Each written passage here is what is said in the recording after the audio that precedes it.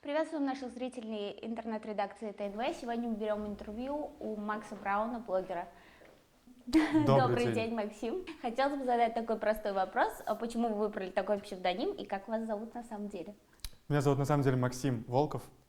Псевдоним я выбрал еще в школе. Почему Браун? Потому что, это единственное было, что было свободно ВКонтакте. Я просто подбирал там, что только не было, каких-то псевдонимов. Типа по английским цветам? Нет, вообще это не цвета даже, а просто игра слов хотел. Никак не ассоциируется Браун с коричневым у меня. Вот. И что мы пытались что-то делать в ВК, и единственное, что было свободно, это Браун. Ну, решил, почему бы и нет, попробую Браун. Ну и как-то все приелось, и неохота менять, и все. А когда вы начали этот свой блогерский путь, так скажем, в Казани? Наверное, в 2013 году. Тогда у меня был канал еще на Ютубе. Я снимал туда программу, какая блогеры была у меня программа. Я там рассказывал о самых известных блогерах России, которые уже чего-то добились. И они выкладывали себе на страничке, тем самым привлекая подписчиков на мой канал. Это так быстро что-то собрал. И что-то у меня тогда не сложилось, и я решил забросить YouTube-канал. Потом я чем-то не занимался. И только, наверное, в конце 2019 года я решил попробовать себя в ТикТоке. Скачал. Как, наверное, все скачивают его по приколу, наверное, просто посмотреть, что посмеяться над видосами, которые там выкладывают люди.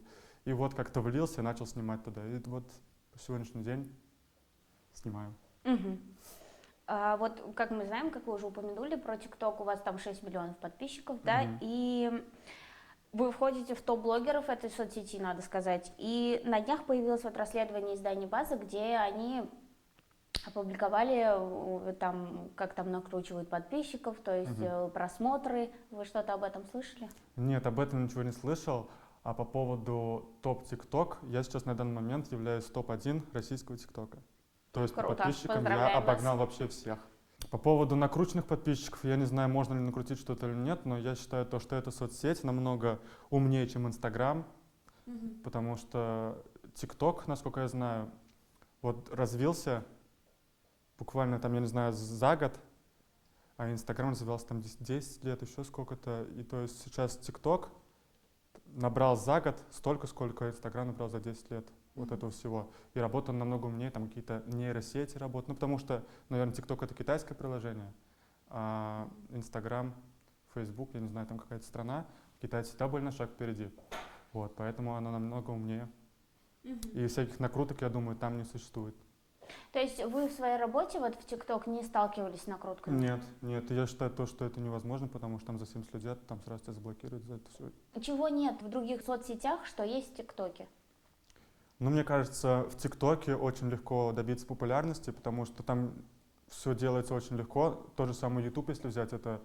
я сейчас зашел на YouTube, снимаю на YouTube ролики. Сколько я трачу времени, монтаж, все это нужно продумывать. А ты открыл ТикТок, все снял 15 секунд. У меня ролики минутные, тоже я чуть-чуть заморачиваюсь, конечно, не так, как все, но все-таки ТикТок — это намного легче себя развить там, и намного легче снимать туда все. Можете ли вы сказать, что ТикТок — это соцсеть для подростков больше? Раньше, наверное, это была соцсеть даже не для подростков, а для детей.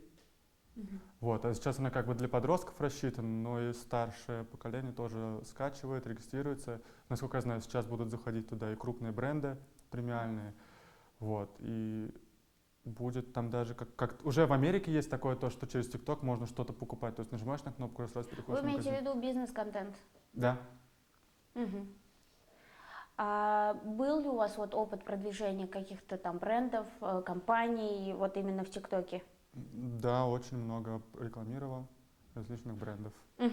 А какие можете дать рекомендации, если кто-то хочет начать этим заниматься? Чем именно? Например, рекламировать какой-либо бренд в ТикТоке.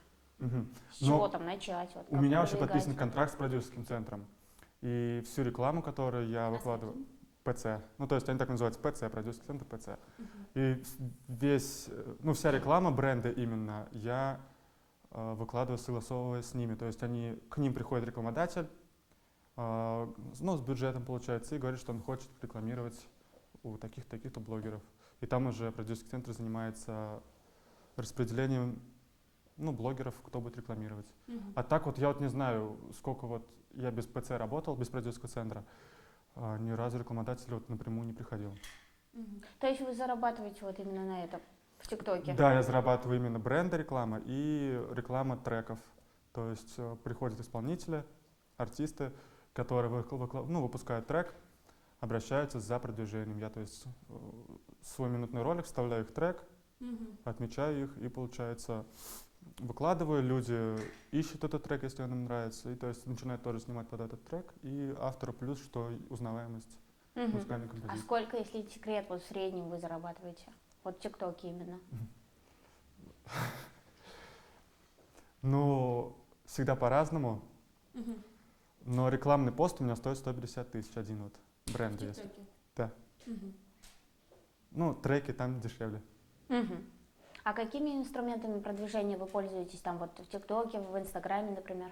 В ТикТоке вообще я ни копейки не вложил в свое продвижение, никогда. Я такой позиции придерживаюсь, то, что никогда я не вложу деньги в рекламу себя. То есть, я не знаю, там у меня вот девушка тоже занимается блогом, у нее там 200 с лишним тысяч подписчиков в Инстаграме, и она закупается рекламой, еще что-то.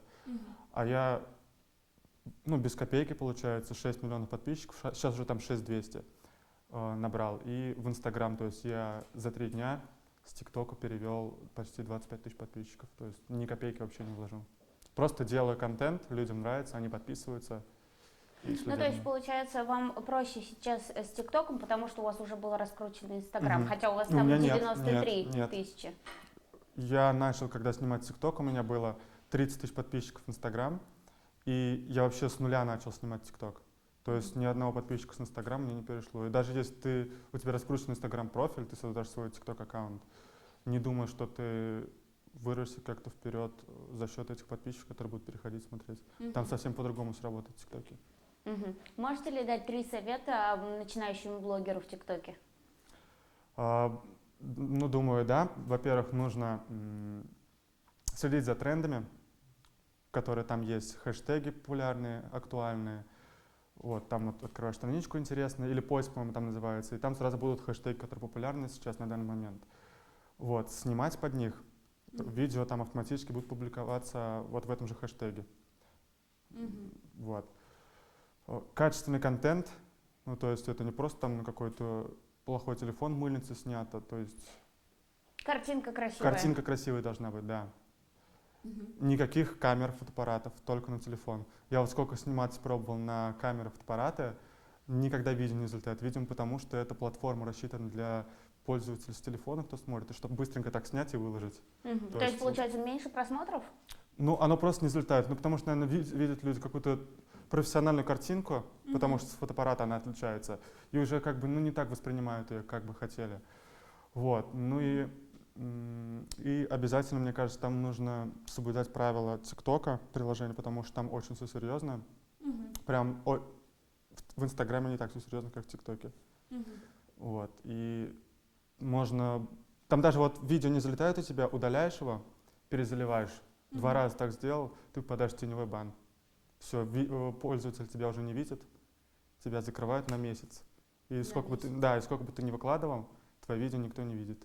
Из-за того, что нарушил правила, там, получается, видео выкладываешь, и каждому ролику присваивает свой какой-то там код.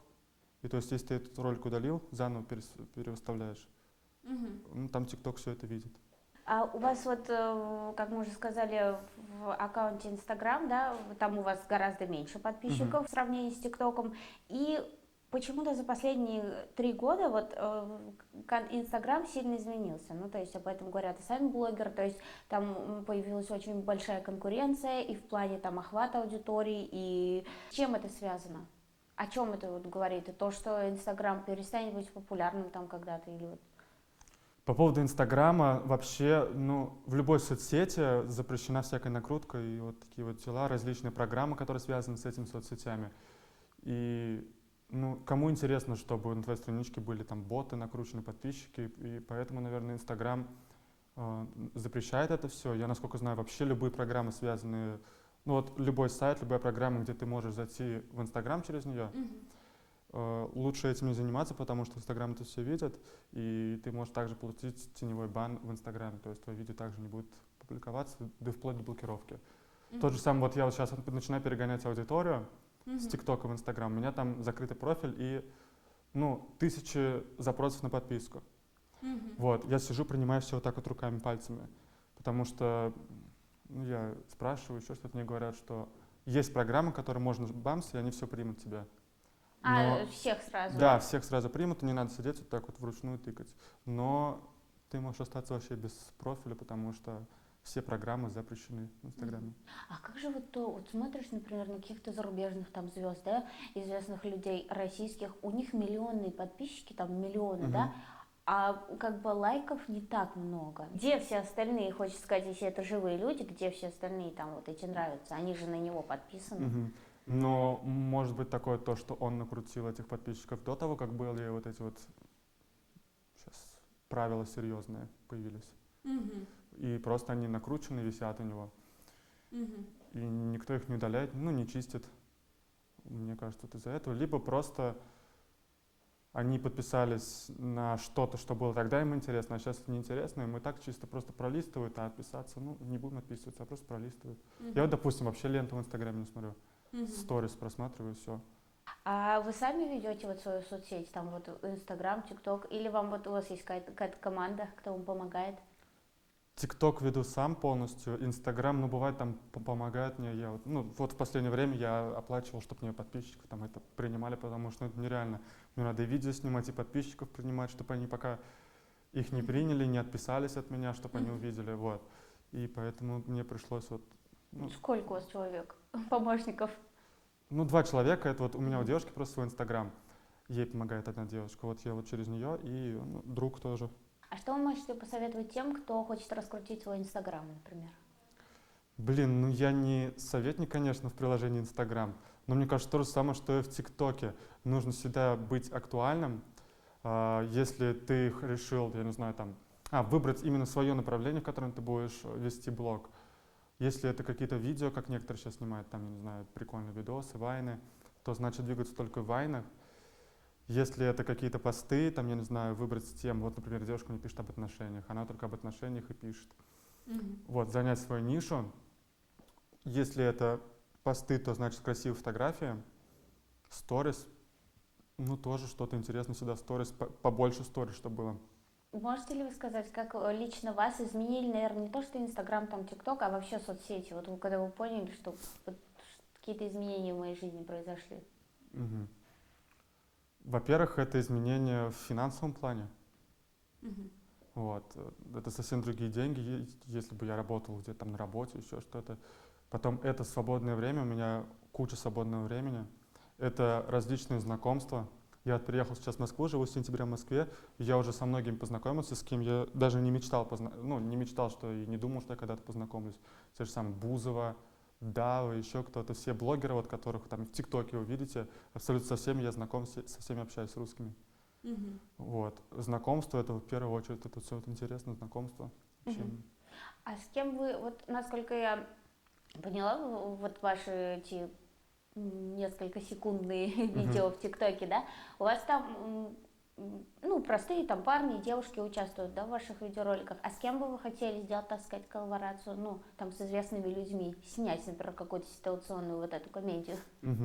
Наверное, с Малаховым Андреем. Вот. Почему? Не знаю, потому что ну, он мне очень нравится как ведущий, и, ну и вообще всегда мечтал с ним познакомиться, вот в Останкино был недавно. Думаю, ну может встреча, блин, Малахова. Нет, не встретил, видимо, мы разными коридорами ходили. А с Ургантом? С Ургантом, ну не знаю, как-то Ургант, он тоже хочется, но Малахов. А Я с Дудем? С Дудем, ну нет, неохота мне с Дудем. Какие у вас есть вот, планы на будущее? Может быть, какие-то проекты там вот связанные, не знаю, с чем, с вашей деятельностью? Что Сейчас вы у меня, задумали?